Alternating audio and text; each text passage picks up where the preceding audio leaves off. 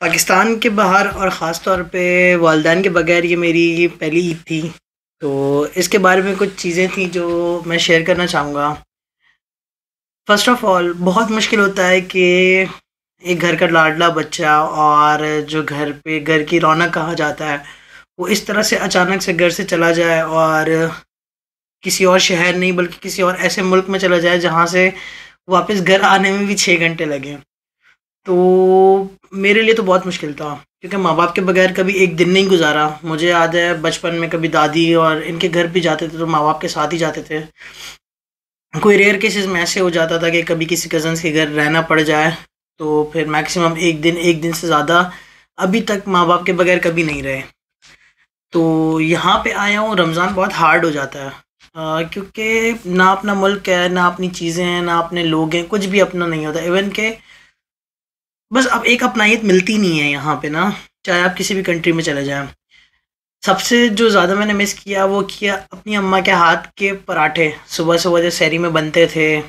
और मैं सब्ज़ी वग़ैरह खाता नहीं हूँ, तो अम्मी को पता है इसने चिकन खानी है, तो रोज़ चिकन बनती थी रात को और वो मेरे लिए सहरी में रखी जाती थी। उसके अलावा लस्सी, मतलब एक फैमिली जब बैठ के सहरी इफ्तार करती थी तो अलग ही मज़ा। और इफ्तार में फ्रूट चाट मेरे लिए स्पेशल बननी क्योंकि मैं खाते ही फ्रूट चाट हूँ।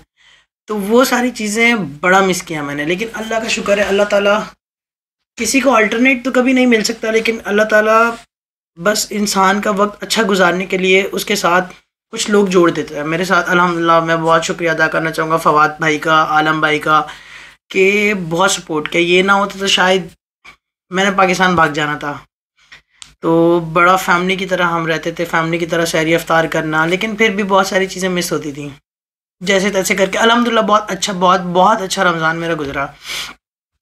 ईद आई, ईद का पहला दिन था तो रात को शलवार कमीज़ वग़ैरह इस्त्री करके रखी, सब कुछ किया। अनफॉर्चुनेटली कुछ केसेस ऐसे हो गए कि जिसकी वजह से प्रेफ़र नहीं किया शलवार कमीज़ पहनना हमने, तो ईद की नमाज़ पढ़ी।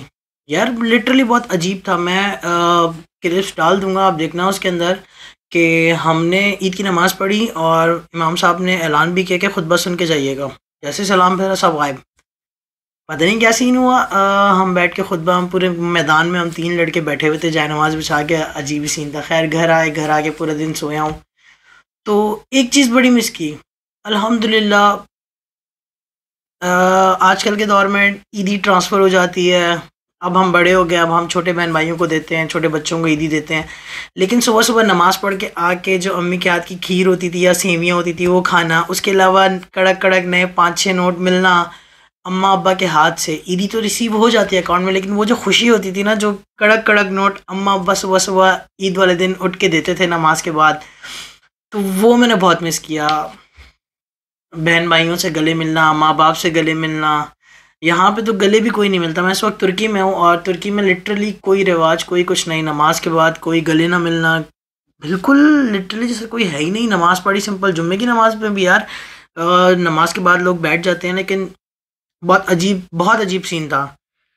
तो खालाओं के घर जाना, चाचू-फूफू, मतलब रिश्तेदारों के घर जाना और वहाँ पे जाके कज़िन्स वग़ैरह से मिलना, कुछ भी नहीं है यहाँ पे। यहाँ पे इवन के दोस्त वग़ैरह भी इतने नहीं होते, तो बहुत हार्ड हो जाता है। लेकिन आदत होती है वक़्त के साथ-साथ। और जब मैं आया था, मैं कुछ दोस्तों से नाराज़ था वहाँ पे, तो मैंने खुद कॉन्टैक्ट किया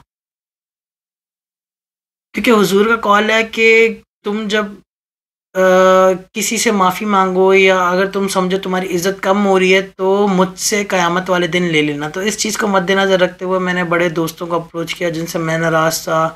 मेरी गलतियाँ थी, उनकी गलतियाँ थी, माफ़ किया, माफ़ी माँग ली, हर चीज़ ख़त्म कर दी। तो इतना कहना चाहूँगा कि अगर आप किसी से नाराज़ हैं, रिलेटिव से या किसी फ्रेंड से, तो यार कुछ नहीं रखा। जब आप घर से दूर जाते हैं ना तो आपको चीज़ें रियलाइज़ होती हैं। जब आपके पास दोस्त नहीं बचते, जब आपके पास फैमिली नहीं होती, जब आपके पास और चीज़ें नहीं होती, तो बहुत मुश्किल हो जाता है इन चीज़ों को लाइक एक्सप्लेन भी नहीं कर पाता इंसान के। बहुत अजीब फ़ील करता है। तो बस यही कहूँगा कि फिर से, और एक चीज़ और मैं ये कहता हूँ कि यार जहाँ हो ना वहाँ पे अल्लाह ताला आपको कामयाबी दे अपने माँ-बाप, बहन-भाइयों के पास, क्योंकि उनके बगैर ना कोई त्योहार नहीं होता, चाहे वो रमज़ान हो, चाहे वो ईद हो, चाहे कुछ भी हो। फैमिली, बहन-भाई, माँ-बाप, कज़न्स, इवन के रिलेटिव्स भी बहुत इम्पोर्टेंट रोल अदा करते हैं आपकी लाइफ में। तो कहीं न कहीं आप उनको भी मिस करते हैं। तो अल्लाह से यही दुआ है कि आप लोगों को अल्लाह ताला जहाँ पे वहाँ कामयाबी अता करे।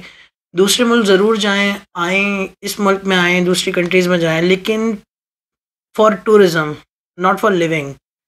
क्योंकि माँ-बाप से अलग रहना, बहन-भाइयों से अलग रहना बहुत बहुत बहुत हार्ड होता है कि ख़ास तौर पे जब ऐसी ईदें गुज़रती हैं, जब रमज़ान आते हैं। ये मेरा पहला था और बहुत अजीब ही एक्सपीरियंस था। बैड तो नहीं कहूँगा, अच्छा गुज़रा, सब कुछ अच्छा रहा, लेकिन अजीब था।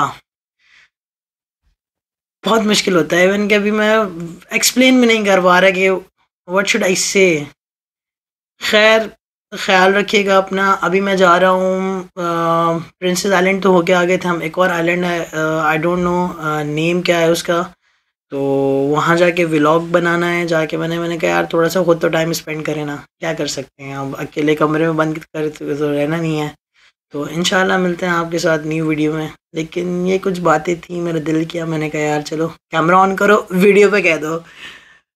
अंदर ही अंदर इंसान बोल रहा होता है ना, पहले दोस्त होते थे कॉल कर लो यार, उनको सारे सारे दिन की कहानी सुना दो, ठीक हो जाता है। लेकिन यहाँ पे कोई दोस्त भी नहीं है, और वहाँ कराची में आज पहला दिन है ईद का, तो मुझे अच्छा नहीं लग रहा कि मैं किसको कॉल करूँ और उसको मैं सारी कहानी बताऊँ, यार ऐसा फील करो ये वो। सो मैंने कहा क्यों ना वीडियो में एक्सप्लेन कर दिया। मुझे नहीं पता मैंने क्या बोला लेकिन बस बोल दिया, तो इग्नोर कीजिएगा। बाकी मिलते हैं इंशाल्लाह न्यू वीडियो में। अल्लाह हाफ़िज़।